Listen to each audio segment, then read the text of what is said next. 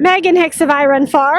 I'm with Anne-Marie Madden. She's the second place finisher of the 2019 North Face Endurance Challenge 50-mile championships. How does second place sound? Sounds great. Yeah, I'm very happy. Podium finish here has been something I've wanted for half decade. So I've seen your name on the entrance list of this race so many times. What keeps bringing you back to the North Face? I think it's the course should suit me. It's beautiful. It's also always a deep field, and you get to see a whole bunch of your friends. It's like a good end of the year reunion for the trail people, especially North Americans. Although we got some, like a French contingent that I think took 2 out of the 3 men's podium spots, apparently. Really dropped in and took care of things. Yeah, but it's always like a great race. And for someone who lives like on the West Coast, it's not too hard to get to compared to big European races and stuff like that. Yeah. The race, the women's race seemed to go up pretty hot and in a pack. But you didn't seem to be a part of that early women's pack. You're a little bit off the back. Yeah, we all climbed together out from the start line, up like the major steep climb. And then when we hit the slightly more rolling hills at the top, they picked it up, or it just didn't seem like a pace I really wanted to be going that early on. So I kind of fell back, and I think Sarah Bergeron-Larouche, who is from Canada, she was around me, so I wasn't entirely alone. But I think we're very different runners. She's like an amazing downhiller, and I was, I guess, like kind of just chipping away on the hills. So we weren't actually running together, despite being kind of around each other. We'd sort of do this like yo-yo leapfrogging sort of stuff. So yeah, I was just running my own race early on and fairly okay with it, but definitely had probably blown out of proportion in my mind how far ahead I thought everyone else was and how far back I imagined I was, because the fog was so thick you could not even see headlamps ahead of you on switchbacks. The descent, at least for me, was super tough from a visibility standpoint. With the fog. Yeah, I could not. The fog just made it so I couldn't figure out the ground features. And so you can't really get into a good downhill groove, and like you never really quite know where the ground is. Trust my feet? Yeah, and I did not that early on, and I hit a water bar like super weird that I didn't even realize was there. There's 3 of them in total. After that, I was much more wary, and then on the second loop, I was like, "Oh, I know they're here. It's coming." Yeah, it's coming. But I felt good, and I was just like, if my good day like lands me in 10th or something in this deep field, that's fine. So far, I felt like I was having a good race for me, and that was okay. You have done this race a number of times, so you know this course well, and you know that the middle part of the course is where you see the steepest hills and the bits of technicality that this course has. It's kind of where the game changes.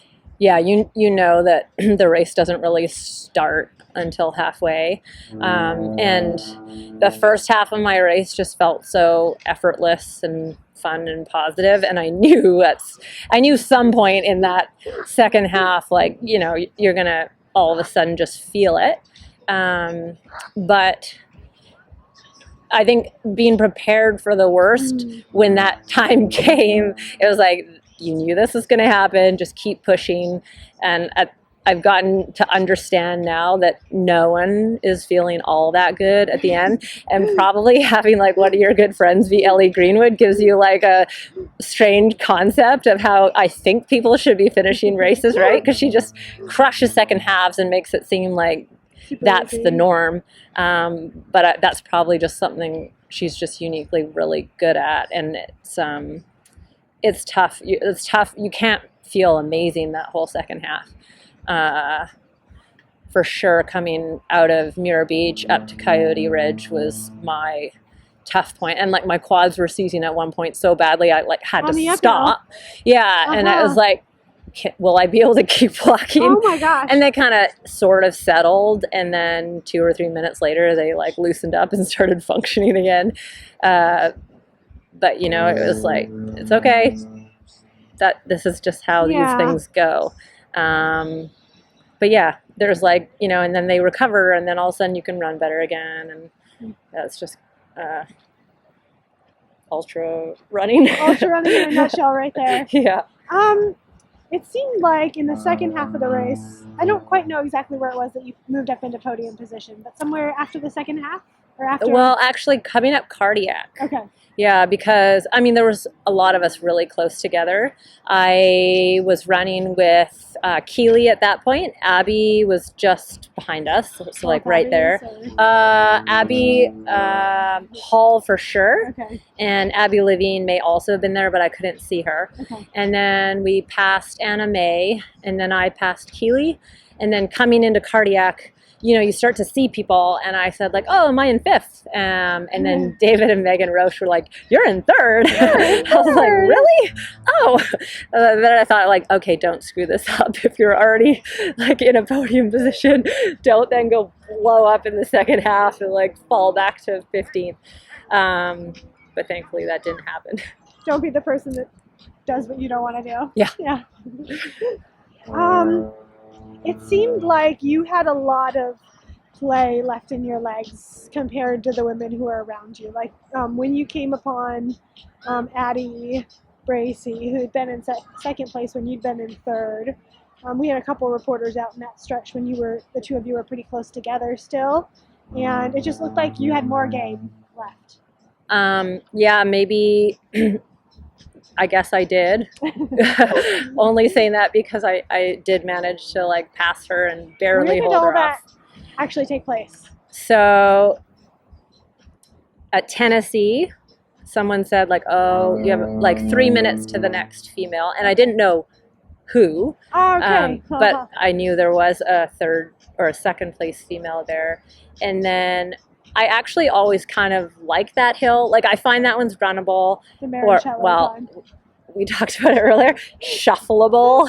Yeah, so I just kind of shuffled my way up the hill, but like, you know, moving okay. And then once you get to the top and it starts to undulate before you really hit back onto the single track and you're heading towards the bridge, I could kind of, it's so confusing because there's the 50Ks and so there's women all around you. But I did see a woman that like, in my, you know, your brain's like, that really does look maybe like Addie Bracey, like with the backwards hat and just her style of running and stuff. Yeah. And so I thought, oh, okay. At that point, maybe I was a minute or so back, but and I'm pretty sure the info was accurate that it was 3. So I was like, oh, somehow in not that long of a hill, I've now eaten away at 2 minutes. Yeah. So I guess I'm, at this point anyways, moving a bit faster. And then coming through that aid station, someone said like 45 seconds. And then then you get onto that really nice like side hilling. And I could see her right there. So I just, took my nutrition, drank my water, drank my Coke, and was basically like, you're not drinking or eating again till the finish, because now you're just really going to have to give her. And like, you know, I felt okay, but everything hurt. Like you're not really feeling amazing. But I kind of just slowly ate away at the gap, and then right when you turn left to come down those like switchbacks and stuff, like you like, it's like a proper 90-degree left. I passed her, and you know, she's like so nice and positive. She's like, go get it, like you ran a smart race, and like let me pass, wasn't trying to like block my way or anything. And then then she really she dug deep because she didn't let me go. She was still working super hard and wanted to know like if there was anyone behind me, which I didn't really know. No one had been saying like, oh, so and so, like no one had been telling me really anything about what's behind for sure. So I said, I think for sure you'll probably podium locked up, but I can't guarantee that. And then over the bridge was hard because she's super fast. She's an amazing like trail and road runner, so she's not really the person you feel like having a sprint. Were you shoulder checking Addie Bracey behind you? Yes. Yeah, I was. But there's so many people on the bridge, you like can't see. I don't know. And then when I was coming down the bicycle switchbacks right after the bridge, I'd done maybe like a couple, and then I could see her on the bridge. Still not that far back. And if like she managed to just find that last gear, you know, I definitely didn't have it locked up till the very end. So you crossed the line. Yeah. I want to ask, like, what is it? The end of an ultra, you've already had a hard day. What is it that makes you say, you know, there's 7K left to go in this race? I want to try to go for second place here. I'm not satisfied with this. Like second place was a bonus, but I think I just always want to finish feeling like I left it all out there. I gave it my all, unless it's like a training race or something where you're just planning for more of a consistent effort and not giving it everything. But when I come here, like I want to give it my go. This is for me an A race. So yeah, I didn't want to then have a sprint finish with her and end up back in third and be able to look back and think of all these places maybe I could have pushed harder there or have regrets about how I ran my race. So you know, you're just like, well, I can do 5K. We can just dig deep and like, it's so funny because you're trying so hard, but you're not really going all that fast. It's the ground is just not passing that quick. You know, like you're like, wow, if this was an actual 5K, I'd be going at least a full minute faster than this right now for this effort. But that's just how it is at the end of an ultra. But yeah, no regrets. You've been a part of this sport of trail ultra running for a while now. What do you have to say about the evolution of sport when it comes down to, I don't know, not exactly a sprint finish, but close to it, to, you know, podium in a 50-mile ultra? It's like what nobody wants. And you think about Lake Sonoma, and you and Anna May's finish was like so epic, right? Like 400 meters to go, I think. And uphill, and oh man, that just looked so painful. I'd actually had recurring dreams where I was having to sprint across the bridge, like with an unknown individual in an unknown place. Like it wasn't about it was being like first or anything. And that was you like, visualizing. I guess so. You were ready for it. But then crossing the bridge, I'm like, well, at least she's 100 meters back. And because in the dream, we were literally shoulder to shoulder. And that was worse. But you're also like, you're so tired, and by then, like, you're not like this joyful, exuberant person. You're just so kind of frustrating because you're having to weave around people and dodge people, and then sometimes there's like a full 5 or 6 people straight across, and so you're having to like kind of like shout and like give people a heads up that you're coming, and so it's a very mentally exhausting finish also from a just like people navigating the universe, navigating the Instagram photo takers. And like all those people have every right to be out there, but I think they're also being told when they get on the bridge that there is a race. So, you know, if they could like keep that in mind with someone. I like had the pain face at that stage. I was just I love that. I don't love, but it's hilarious that there is like that added psychological element to the end of this race now. Yeah, no, it's an amazing landmark, and I really love bridges, so it is phenomenal that we cross it, but it's tough for sure. I know it's not fair to ask people at very end of an ultra marathon what they're doing next, but have you thought at all about your 2020 season? No, like I have a few general goals. I'm thinking of Tarawera. I haven't yet heard back from them. Well, I did get an email back saying like, yes, in November we'll get back to you.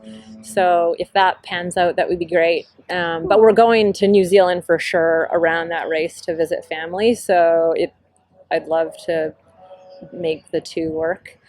And then probably Sonoma, just because I went into it this year. Basically, the 3 weeks when you're supposed to be doing all your workouts and all your volume, I was not running at all because I was still kind of injured after Way Too Cool. So I'd love to go back to that race feeling like ready for it and have a good race.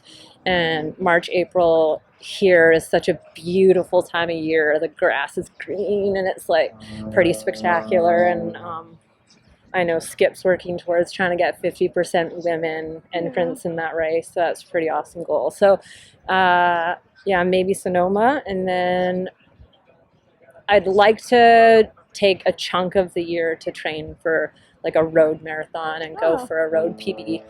That's fun.